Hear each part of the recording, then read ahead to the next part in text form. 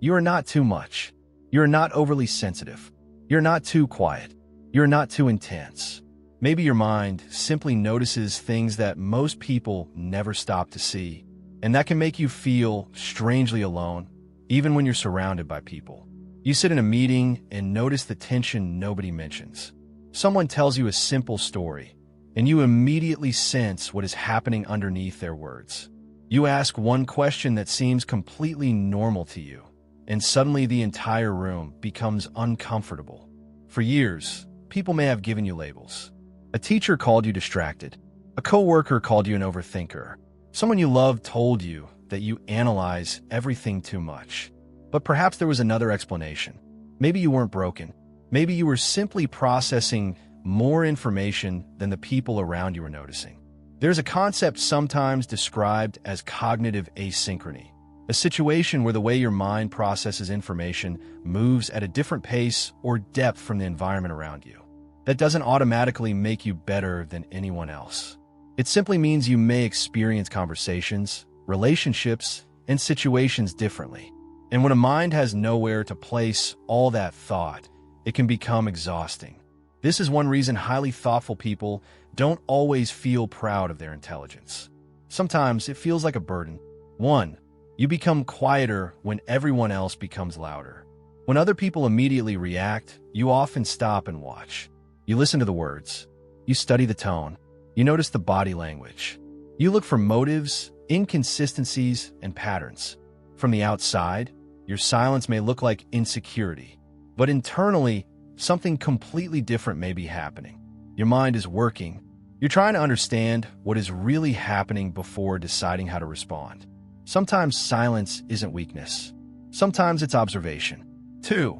You explain yourself, yet still feel misunderstood. You know what you're trying to communicate.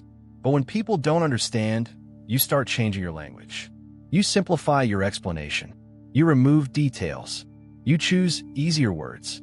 You make your thoughts smaller so other people can follow them. And somehow, even after all that effort, you still feel like they missed the point. That can be incredibly frustrating, because the problem isn't always that you don't know how to communicate. Sometimes two people simply aren't processing information at the same depth or speed. You're trying to transmit something complicated through a limited connection, and eventually, you get tired of translating yourself. 3. Ordinary small talk can exhaust you. You can spend 2 hours having a meaningful conversation and walk away feeling energized. But 10 minutes of empty conversation can leave you completely drained. Talking about ideas, purpose, life, psychology, relationships, or something you're genuinely curious about feels different. Your mind wants substance. It wants something to explore. So when every conversation stays on the surface, you may feel disconnected. That doesn't necessarily mean you hate people. You may simply have a strong need for meaningful interaction. Your problem isn't always people. Sometimes it's the lack of depth in the interaction. For you often notice where things are heading before others do. You can sometimes sense an argument developing before anyone raises their voice. You notice a change in someone's behavior before they admit something has changed. You recognize when a friendship is becoming distant long before the friendship actually ends. And because of that, people may tell you that you're imagining things. They may call you suspicious. They may say you're thinking too much. But there is an important difference between paranoia and recognizing patterns based on repeated behavior. When you've spent years observing people closely, small changes can become noticeable. You see the pieces beginning to move before everyone else realizes there is a puzzle.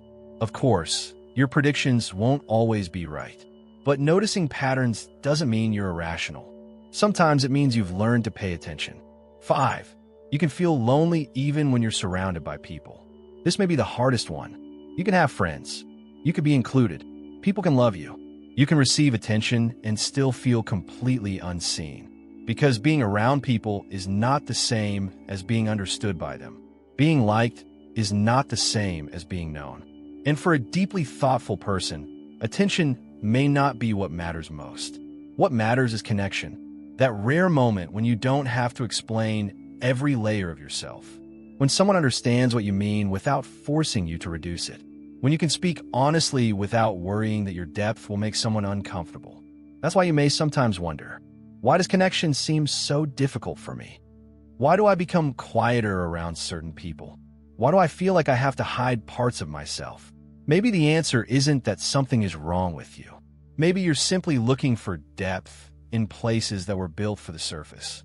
Depth is uncommon, and uncommon things don't belong everywhere. So stop convincing yourself that you're too much. Stop apologizing for noticing things. Stop constantly editing your thoughts just to make other people comfortable. You don't need everyone to understand you. You don't need every room to accept the deepest parts of you. What you need is a small number of people with whom you don't have to shrink. Find the people who can sit with your questions. Find the people who don't become uncomfortable when the conversation goes deeper. Find the people who appreciate the way your mind works instead of asking you to make it smaller. Then build more of your life around those connections. Because being alone in a crowded room doesn't always mean you need more people. Sometimes you need better connections. And perhaps that loneliness you've been fighting isn't telling you that you're broken. Perhaps it's showing you that certain environments no longer fit who you are becoming. You don't have to belong everywhere. You don't have to be understood by everyone. And you certainly don't have to abandon yourself just to feel accepted. The goal isn't to make yourself smaller.